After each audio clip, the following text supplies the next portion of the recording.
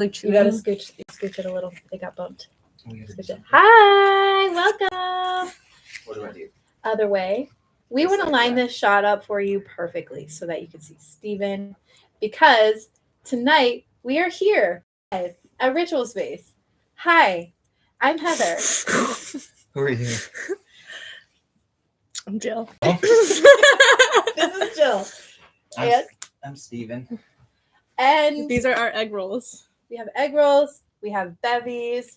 We're at the couch this week. We did a scene change and we're very comfortable because we're going to be talking about a touchy subject tonight, which is also an important subject tonight. And we're going to be talking about religion. How do you feel about religion? It's spicy. And you? Meh. I feel about it. There's a lot of strong feelings about religion, and I think it's important to talk about it. So, first off, we can just say we're going to be talking about our personal experiences and what we think. And at Ritual Space, we appreciate all views, and we are welcoming to all kinds of ways of thinking. And believing in a religion does not mean one should be treated differently or treated poorly. And the opposite is also true. Somebody who doesn't practice a religion is also worthy of being accepted. And I think it's just an important topic to dive into because I think more and more we are all having to come to grips with what we've been taught and what we want to take from that going forward. So just to kind of get a baseline, what is your experience with religion growing up? Steven, start us off. So I'll relate to all the people who were Christians out there. So I was raised Christian. Went to Christian schools all the way through college, and then started exploring different things. And we can get to where that led later. Okay. But for now, I think it still has a place for sure. It didn't like disappear, go away. Yeah. There's like a ton of lessons learned and perspectives, experiences and everything, and lots of memories. So yeah, it's still there. It's there's a new perspective on it now, I would say. Got it. Yeah.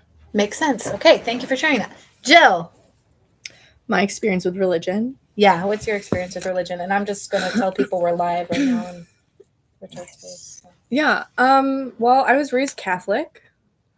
And I just remember not really connecting with it growing up as a kid. I went to like faith formation classes with CCD like every Monday night. What's CCD?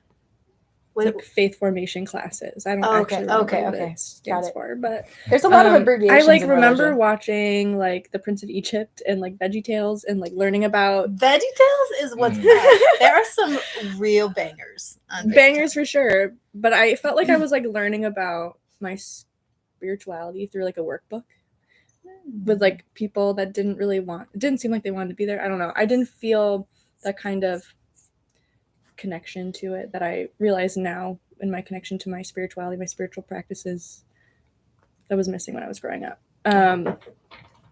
So yeah, I don't know.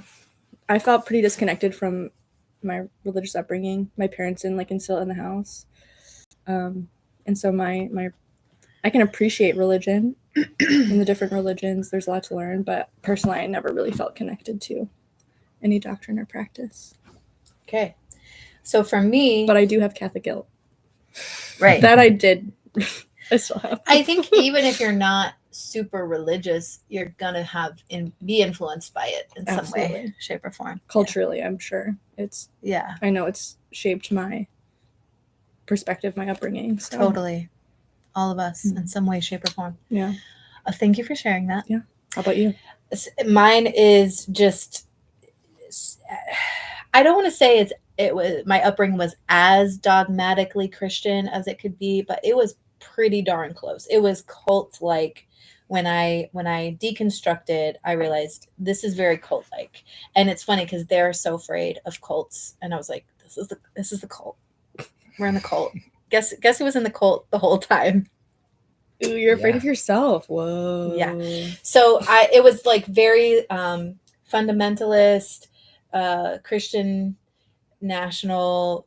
There were all kinds of crazy things. I mean, I remember one time there was this play that happened in the Baptist church we were in where they busted down the doors and were dressed in uniform and walked up to the pulpit and took the Bible and threw it on the ground for dramatic effect and to have the congregation genuinely be afraid of the possibility of Christians being that persecuted, even though nobody has a problem with it in and of itself as a religion. It's not that. And we were just taught and ingrained to fear persecution of Christianity. Anyway, I was incredibly dedicated. I think I went to church more than my own family did growing up because I was very like, I want to be good. I want to be the good girl. I'm going to do it right. Y'all are not going to do it as right as me, but I'm going to be humble about it because it's wrong not to be, right? So I was in church. I was in Christian schools. I went to Christian colleges. I was there on Sundays. I was there on Wednesdays. I was leading the things. I was fully in it. And I think what I ultimately realized, well, maybe this is where we can go next, is when did you start to, Jill, you're talking about like, even as a child, you were like, I don't know, guys. It's like, y'all, what'd she say? Yeah, I was just like, I don't know. Like, nah. What's going on? What are we talking about? What is this thing you're all doing? There was just what I perceived as a kid is like there was no emotional, intuitive connection to what I was being taught. Like, I was like, okay, so this is what I should believe, but like I don't feel anything when we're talking. If anything, I have questions and I'm confused. I also grew up in a family where, and I don't know, there's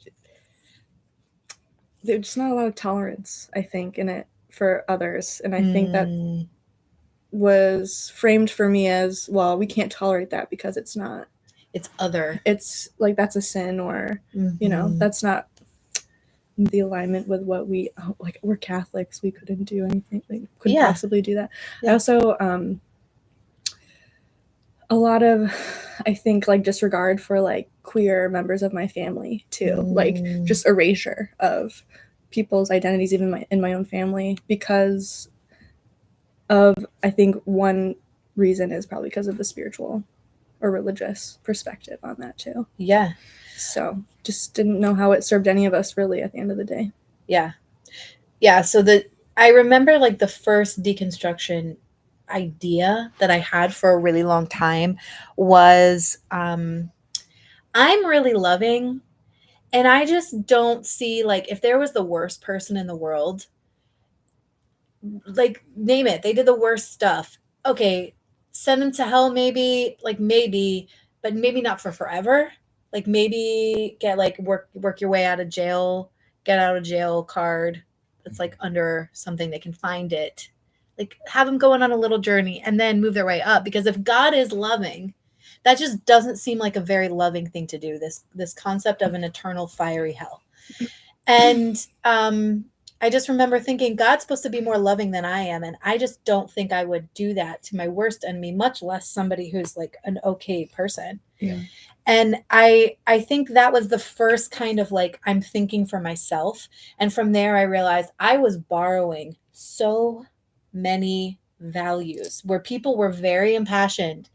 And it was a very much like a survival thing, like do or die. You know, if you're not a Christian, then you are other in the most extreme sense. And that sense of otherness that you're talking about was super strong and really so unnecessary. So from there, I kind of did a total about face, changed my whole life. And I think it, which maybe we can talk about later, like what helps us to kind of get to those waking up moments.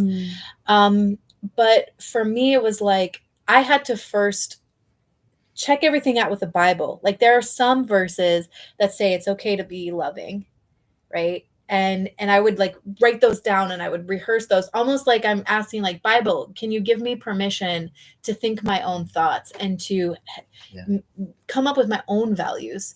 And then eventually I was able to do it without that structure of the Bible and needing that and just being like, oh, it makes sense to me and that's enough. Yeah. That I want to be it. I think it's a dangerous game to come up with your own values sometimes, but also I think that might be a really cool path for a lot of people. If you're thinking about like what Jesus did, he kind of went maybe inward or whatever, and kind of like realized some truths that he like shared with other people. He wasn't necessarily finding someone to mimic. He was being more creative than that. So I feel like Jesus as like a teacher, maybe it's misinterpreted on how we should follow him sometimes, like how the message gets across. Because you can only understand things at the level of your conscious and awakening, and everything to those people is you're the authority. Okay, we're supposed to worship you. Whether you're the emperor, whether you're like whatever the leader is, should get the worship. And the concept of like going within and finding that inner alignment for what your values are and what your perspective is. It was just hard to like understand for that time frame. And it's definitely like a waking up period. And I feel like a lot of people have that when they reflect on hell, or like why would God punish someone eternally? And then it kind of like breaks their mind. Right. They're like, wait a minute, maybe I can think more about this. Right. And even that concept, I can at this point say like, okay, hell is separation from God. Well, there are plenty of times where I'm in a shame spiral, or I've been in that, and my whole body feels like it's on fire.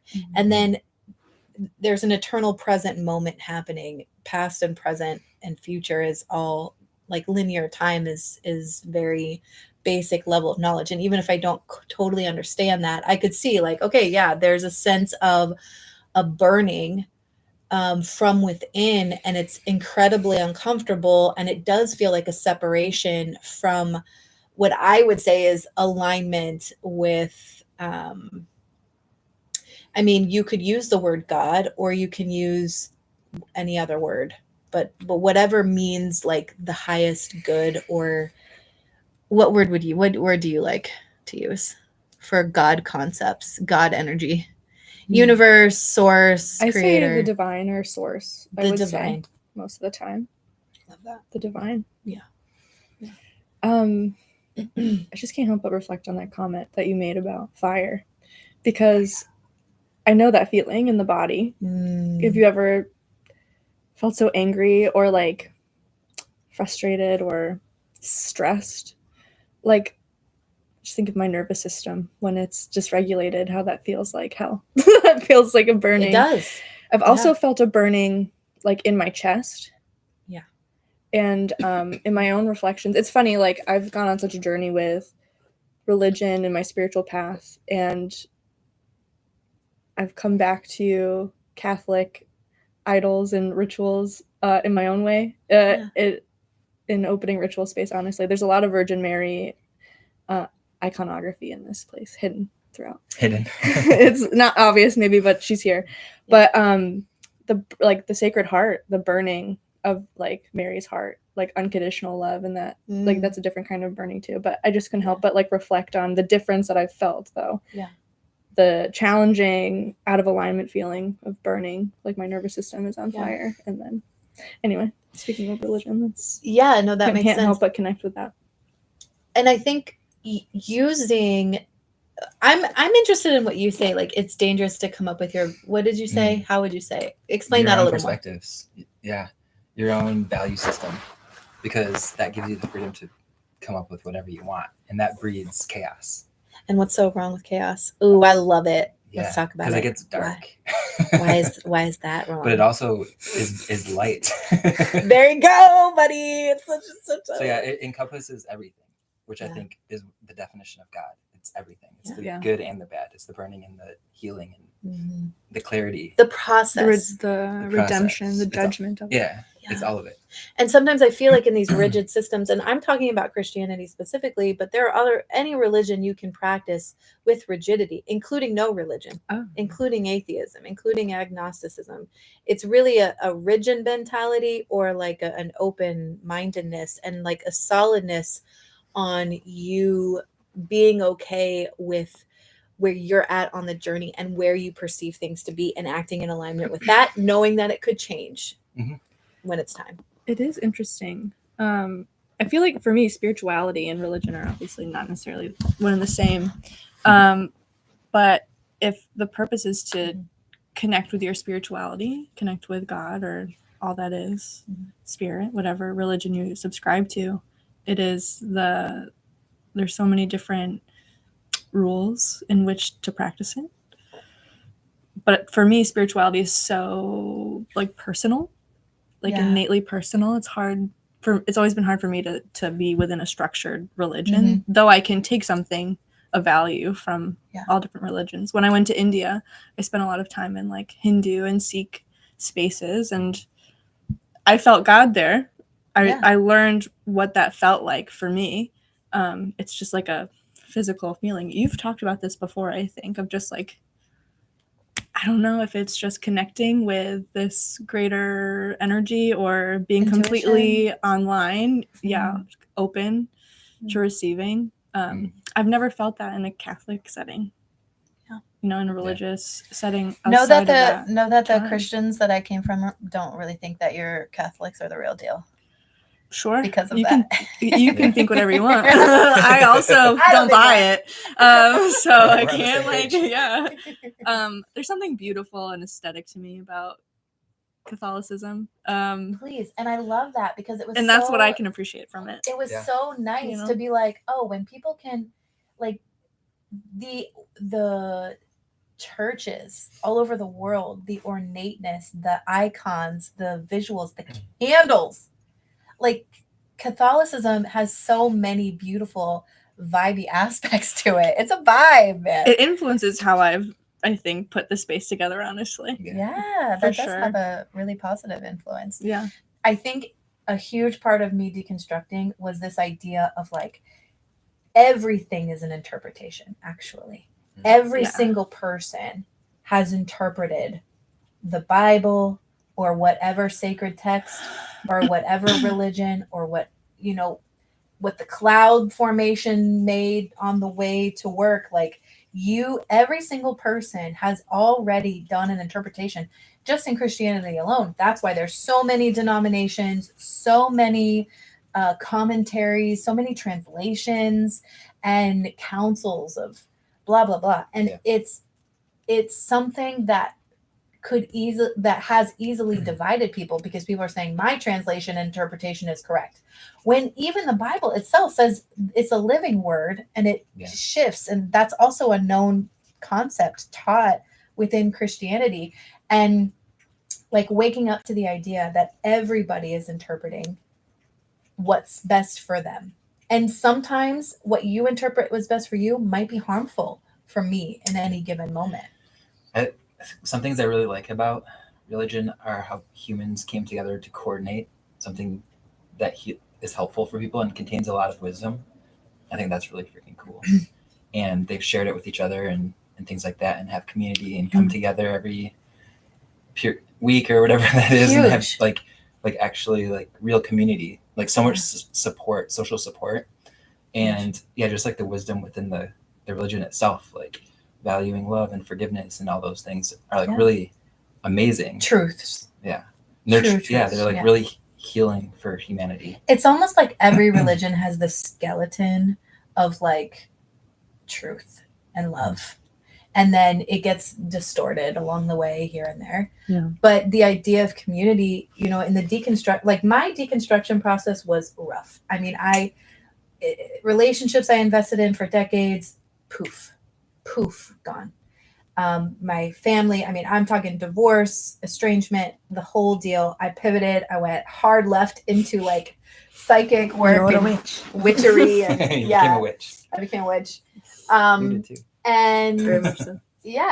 And so I think, and that was something that I had to go through because I was in so much codependence and enmeshment. And the way the religion was practiced in my community was systemic codependence. There's really no other way to say it. It is really that. It's abusive. And so I had to deconstruct from a lot of that. And it was a very lonely time. But in that time, I needed that lonely time. And I do see, like, when the community is genuine and when it is not, I'm going to be your friend because God says we should, and I'm also going to witness to you so you become a better Christian, or you become more like, not like, a lot of times in Christianity, there's like, we're going to be community to manipulate each other, to get each other to mirror what I want you to be, what holds up my worldview. Right. So I think that's kind of the toxic side of it. Yeah. But I'm saying all this to agree with you, actually, that the community aspect of it is really well done and really beautiful. And there are really great things to come out of the idea of just a common shared perspective, a shared reality. That there's such a comfort to that. Yeah. And then like the Eastern religions, perspectives and things like that also offer perspectives like doing more inner work. So like you lead meditations and guide people through journeys like that. And that's maybe more so influenced by like the other side of the world than where we are right now, which is seems like there's a lot of value there too. Yeah. Oh, absolutely. I think they're all talking about the same things. Yeah, pieces of the puzzle. Yeah. I think if you really look, there is a collective consciousness that's just being exercised and trying to be understood and told through story and metaphor. I mean, I think so much of it is metaphor, to be honest with you. And I think if people could see it that way, maybe we would have less like, but this is what it says, so this is true. I was like, if it resonates with you, that's great. But I think it really is all a metaphor. For something greater. I think there were these truths, like, I remember there were two truths in particular. The peace that passes all understanding. I was like, that's a really good idea. I think I have that growing up. And then the idea of forgiveness. I would get really mad because I was like, you're telling me to forgive, but you're not telling me how. You're not telling me what is this process of forgiveness. So I'm going to say I'm forgiving. I'm sure I forgive. But I did not truly learn those two aspects until I looked into Buddhism and Taoism and understood the concept of that. And it's such a beautiful thing. Like forgiveness is the neutralization of somebody's harmful behavior because you understand that they're acting from a place of their conditioning. And then all that's left is love, forgiveness. I think that is a huge word that you just said. Conditioning. Yeah. There are so many hypnotic modalities that religion uses to influence people, right?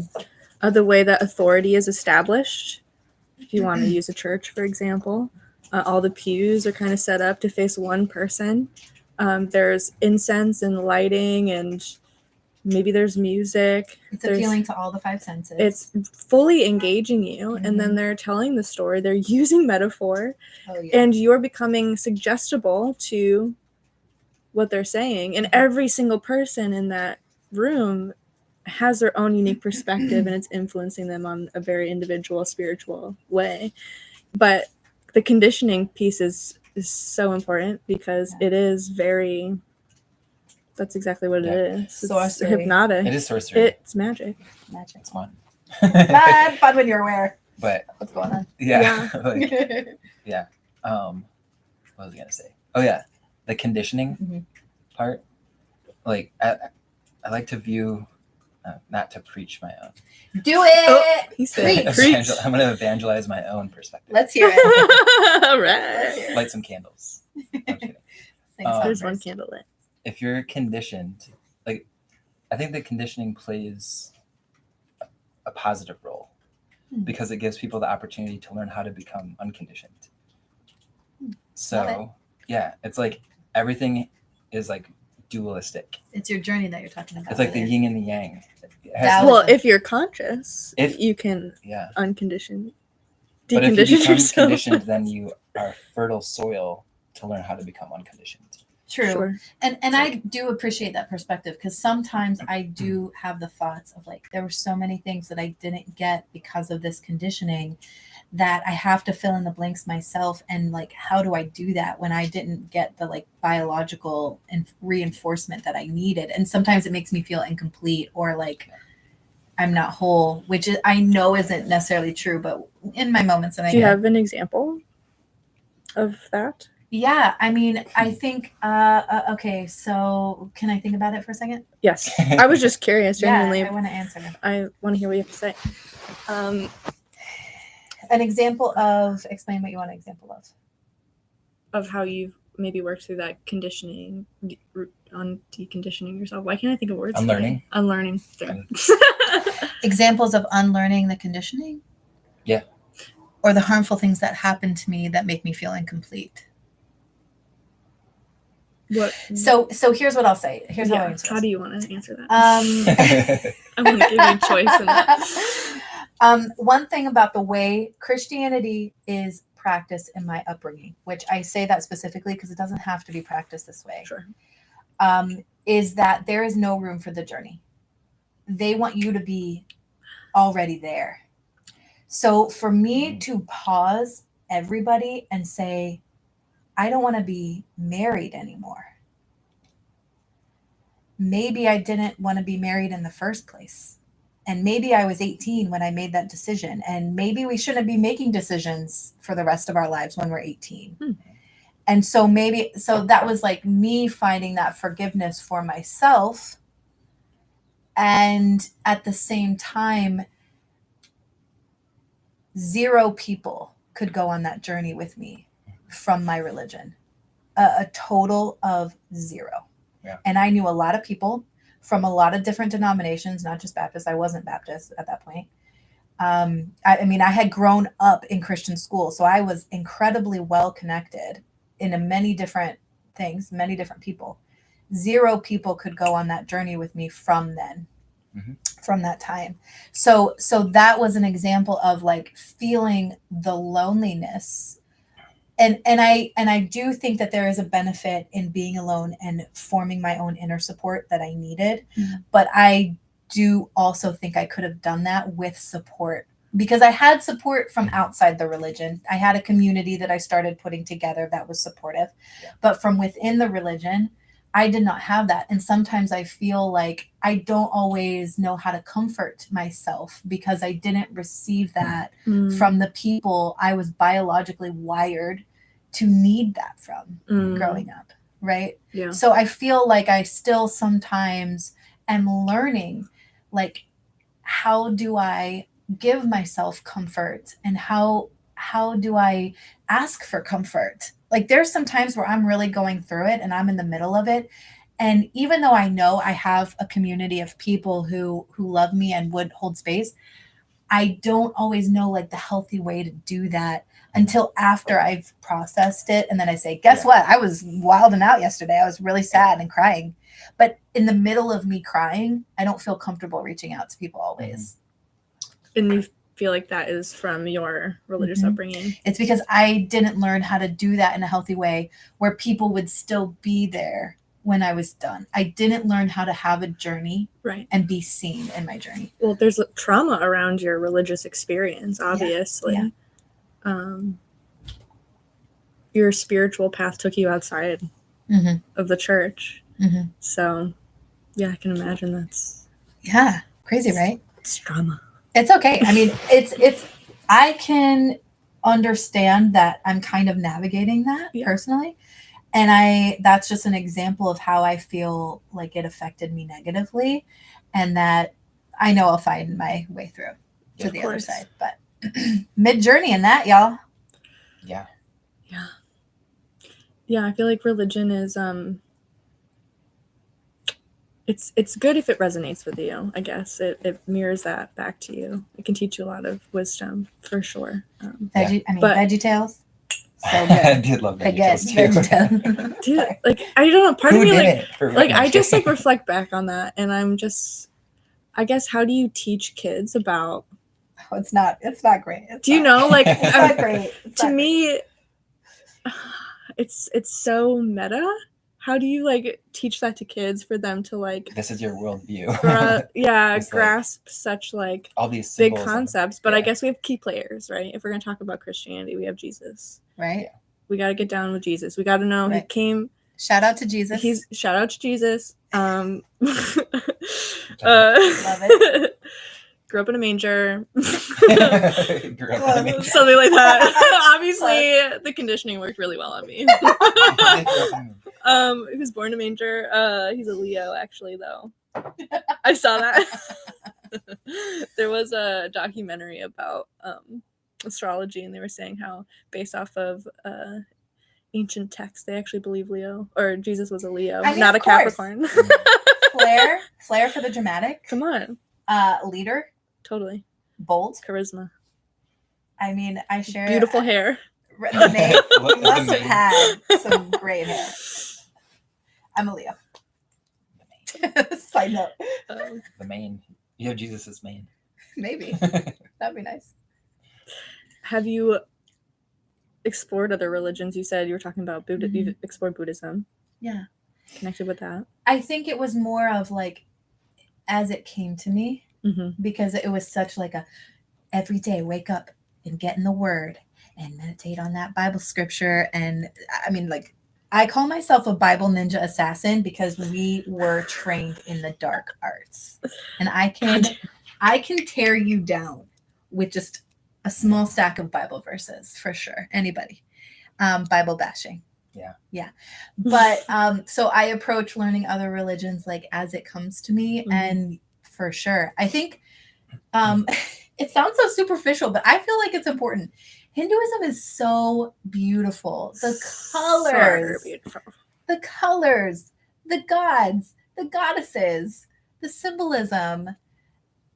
I mean, I think that's important. That's important to me anyway. Yeah. Yeah. Absolutely. I love that. I've recently categorized Christianity and like my relationship with it, growing up Christian, and then kind of branching out into different perspectives and kind of exploring more. I've like categorized it as like an archetype in my mind, where I have all these I love that. perspectives and experiences and like this belief system that I'm like super aware of, and I studied for years and years, and all these experiences and everything. And it still exists within me. And Yes. it's like I have a relationship with Christianity through that, but it's not my primary story. I think there's like there's a whole bunch of different like archetypes, like Carl Jung might say. Yeah. And like Christianity feels like one of them now of many. I love that. But I think it's so valuable. I don't want to, like, the name of this was like, what was it? Losing our religion. Yeah, losing it. I don't feel like I totally lost it. I feel like I just like repositioned it. I totally agree with you. Even though I was call myself ex-evangelical, deconstructed, and a witch, and all the things, Psychic witch. Psychic witch. I definitely feel like I have not gotten rid of any of the bones of that religion that I'm still going to hold on to for forever, and that's my choice. I get to do that, and nobody can tell me not to. I feel like I'm almost like the culmination of that. The outcome of believing such beautiful truths is you get to understand true peace. You get to understand more of the nature of the world. You get to bring acceptance to all people. Like the most amazing concept. So I feel almost like expanded within the religion. And I kind of love that kind of circling back to what you said about conditioning. I kind of love that the way I came to know religion, God, love, Jesus and was the church and was the Bible. And from that place I grew. I don't consider it an end. And then I started a new growth pattern. I consider it a continuation of the original. I still see a lot of like my religious upbringing as fear-based. Oh yeah, for sure. I don't think I think how it resonates with me now as I'm reflecting on it, like I think I've learned how to register and like understand like the fear that's coming up and that's been conditioned through religion, and that love is a choice that I can make in spite of that. But for me it wasn't about learning, even if that was like taught that way, like this is how we love, but it was just so based in fear that I was like, why are we loving from a place of fear? Is that really love? Huge. If we're afraid. Do you feel like that's where the guilt, you said at the beginning, you still have some of the guilt? Do you feel like that's part of it? I think so. sometimes not being afraid makes me feel guilty. Like, oh, I should be worried about that. I should be afraid of that. That's how I took it, especially Well, even growing guilt up. in a negative way, like a Fear of shaming. doing something wrong. Yeah. Like there's something wrong with me. Yes. I'm not doing it X, Y, and Z, so I'm wrong. So I should feel guilty and shameful that I'm not living up to these standards. Yeah. But these standards have been taught to me from you better do this or you're going to go to hell. So it's fear-based and not from when you live in alignment with love, it looks like this and you feel this way. Yeah. And it serves you and it serves God, right? It serves the greater good. But that's not how it was taught. I've had to learn that on my own journey outside of I don't think religion. there's any other way to categorize telling a child that if they do something wrong, they're going to hell other than entrenched fear. Yeah. That only comes out of entrenched fear, because that to me is insanity.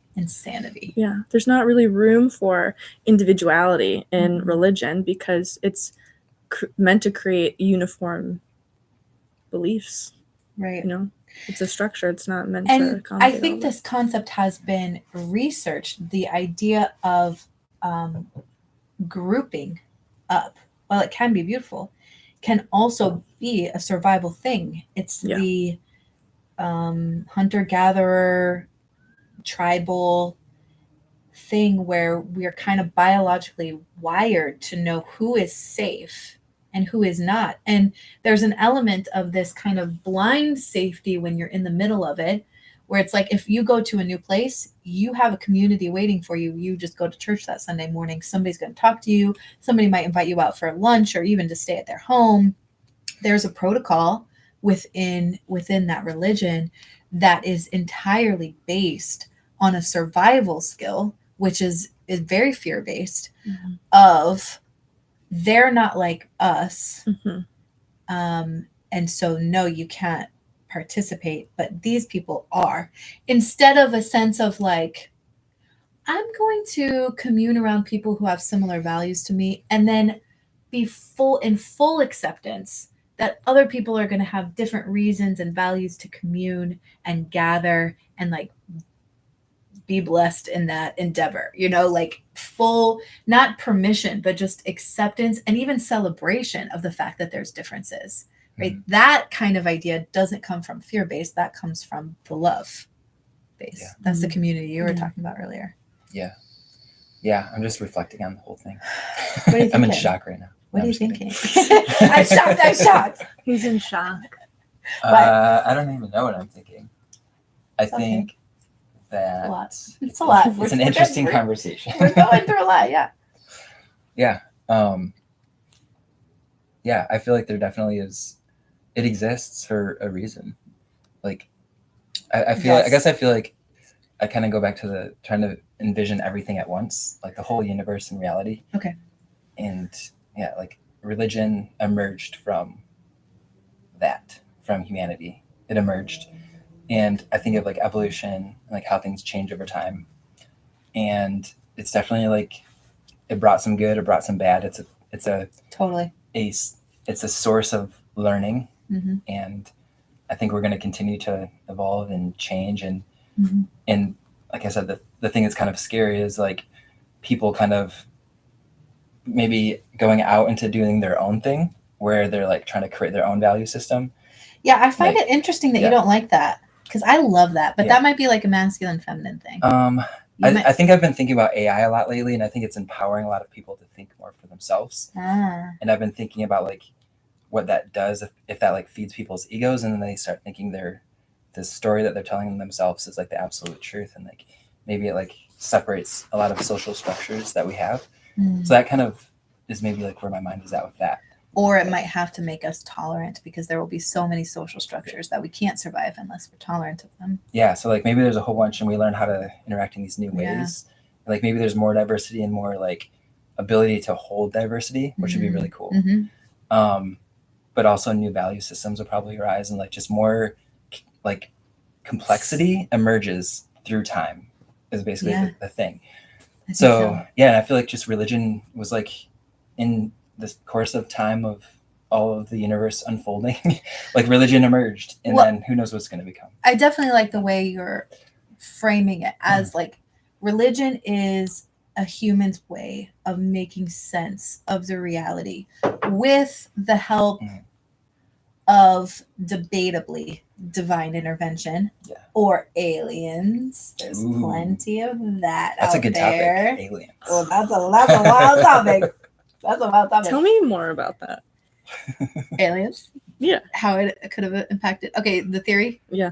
Okay, the theory of I'll go to the Bible. We're going all the way back to Genesis. Oh, okay. There's a random little verse in Genesis that talks about something called the Nephilim, and it calls them the sons of God, which is the Bible's way of saying angels.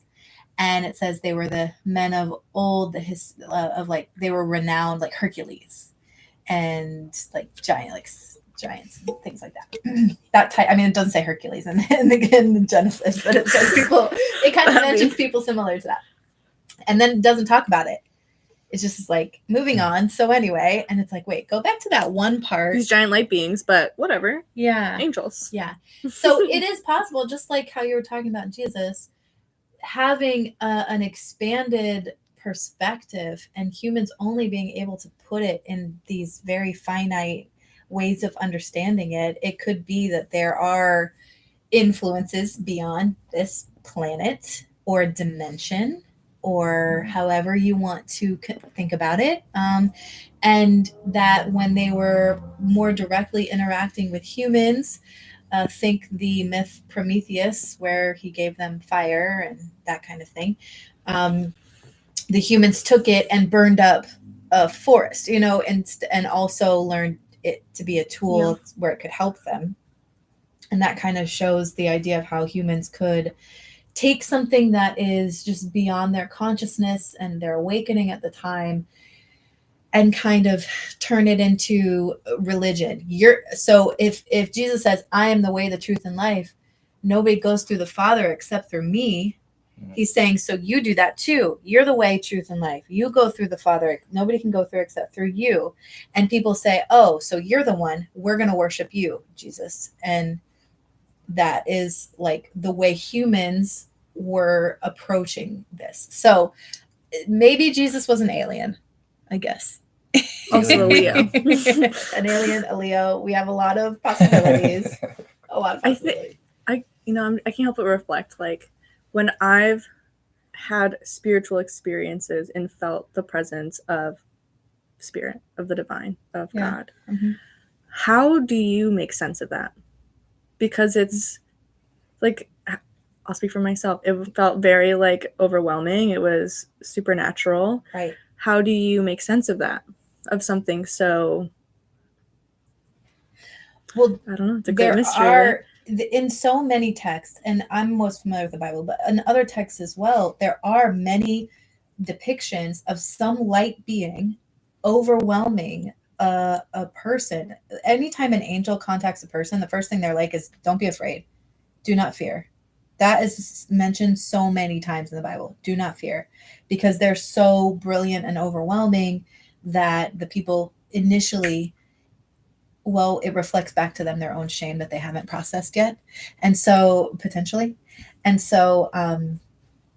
they feel fear in that moment. And that experience, I'm just saying, is throughout history in a lot of different ways. Yeah. Hard to explain it. And, I have a more down to earth, let's hear it. Practical explanation. I think about like DMT or ayahuasca or mushrooms, or dreaming even, where you're having an out-of-body experience, or you're having all of these emotions and even visions and feelings and all of the things that you can essentially have in like daily life, accentuated. Like, so it feels like kind of your mind is really capable of doing a lot of things. For sure. And not to like downplay it, because I definitely think there's a lot of nuance to experiences that we have, and there's a lot of possible explanations. Yeah.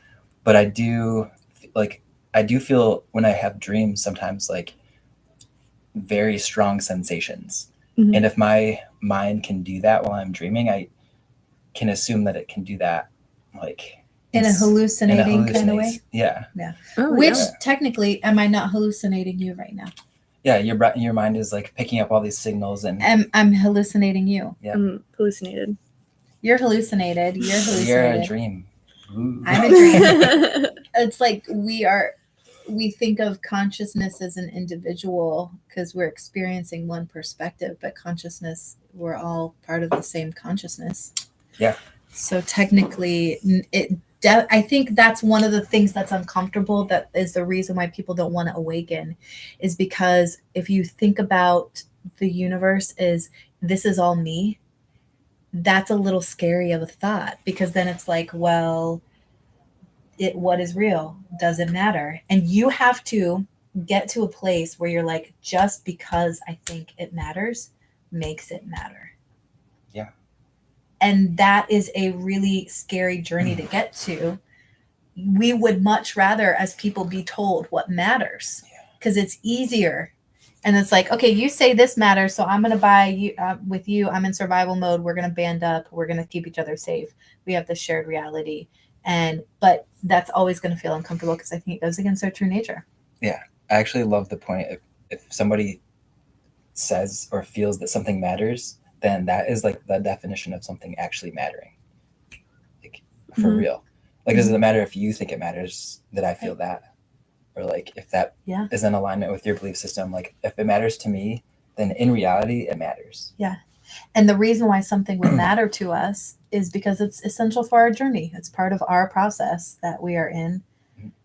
And we could even have different reasons why we're going through that process. But maybe we're slowly realizing and waking up to what we really are. Yeah.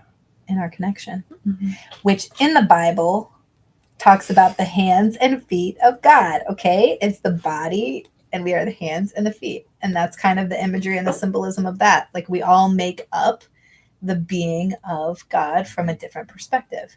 And maybe a hand, we're going to wave our hands, but when you walk in the room, I'm not going to wave my foot at you. It has different roles. And so a hand can accept a foot. It doesn't have to say, hey, foot, you are No free doing feet. a bad job. What'd you say? So we have to monetize this. No free. No free feet. It's just the hands don't have to be so rigid and against the feet, which I feel like is your biggest complaint about religion, if I do say so myself. From what I'm gathering tonight, it's like you don't like ostracizing communities and people are not accepting them. Well, any community has the ability to include and ostracize, Sure. right? Yeah, I don't know. But within this like rigid religious is this conquest idea where you have to make other people buy into your thing, the evangelical aspect of it.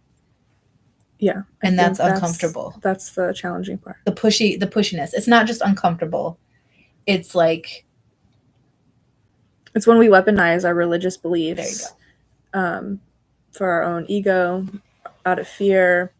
We believe, Should we read Alex's comment out loud? Alex is here. What's she saying so the audience can know? I can barely read. She says, heart-led healing. Love the new spot. You guys look sharp and clear. Oh, no free feet. She said, No free feet. oh, it's Alex C. Wilson Heart-led Healing. That's her name. And then she's actually one of the co-owners of this space. Yeah. She is. She's not here tonight. For the angels can kind of be scary, actually, which is why they have to tell people not to be afraid.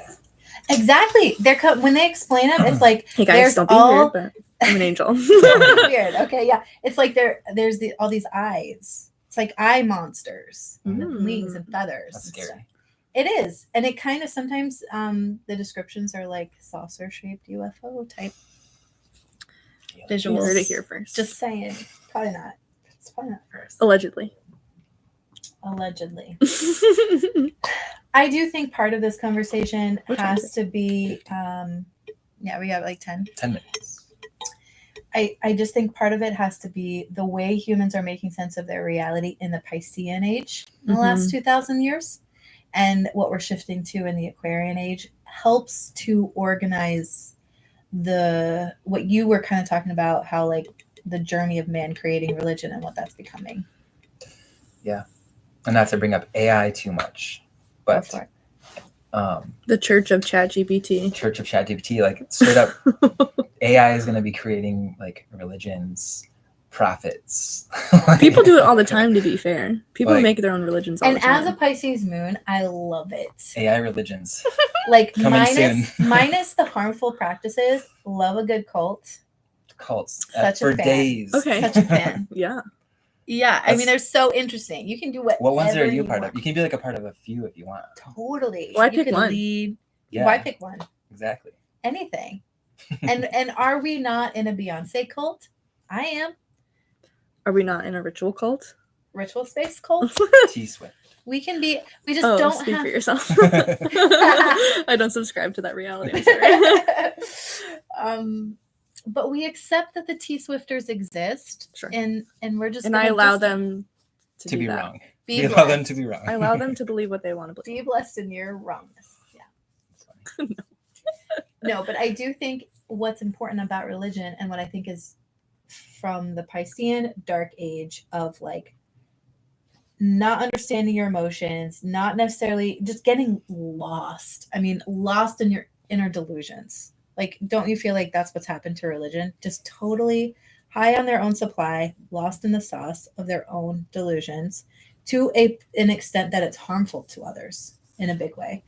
And then shifting into the Aquarian, where it's like, it's actually about community more so than that. Because that wasn't authentic community. That was forced community, crusades and whatnot.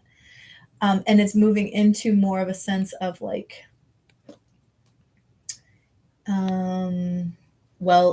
hive mind. So the awareness of all the different perspectives. So you can't be narrow and cut off. There's no more dark ages. It's the age of receipts. Everything is in the light.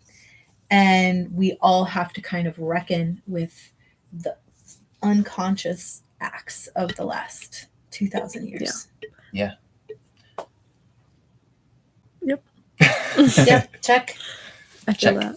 From also go back. Oh, you want to say something? Go ahead.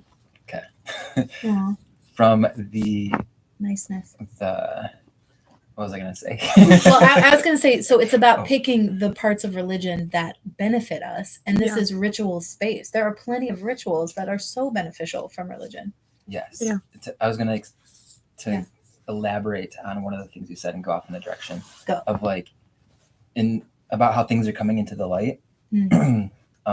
Just with like the internet, information is flowing all over really fast, so we Yeah. can see what people are talking about in, I don't know, wherever, any other country, and they can see what we're talking about, and just like everyone become awareness is like we're like leveling up, like on an individual and a collective level. So Yeah.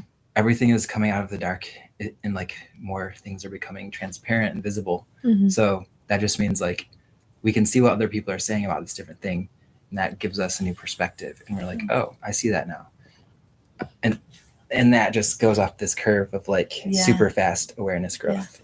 Yeah.